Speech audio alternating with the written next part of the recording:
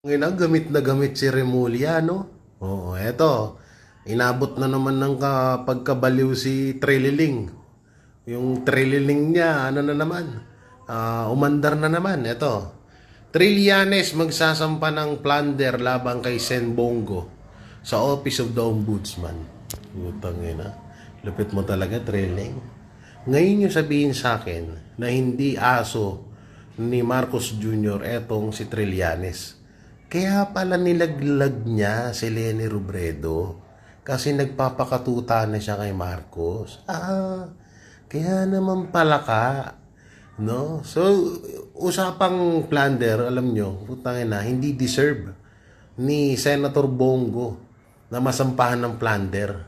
Unang-una, kung plunder ang usapan, hindi dapat si Senator Bongo ang kinakasuhan yan. Si Martin Romualdez dapat, at si Saldico, at si Marcos Jr. At ikaw na putang ina ka. Nagigil na naman no? Tangin na, tingnan yung tulong na ginagawa ni Senator Bongo sa mga Pilipino. Yan, ganun nga dapat yung tinutularan ng ibang mga politiko dyan. Hindi yung nagpapalaki lang ng bayag doon. Ano ba? Nagpapalaki ng bayag sa bahay nila, tumatanggap ng sahod galing sa mamamayang Pilipino at puro lang pagnanakaw sa kaban ng bayan ng ginagawa.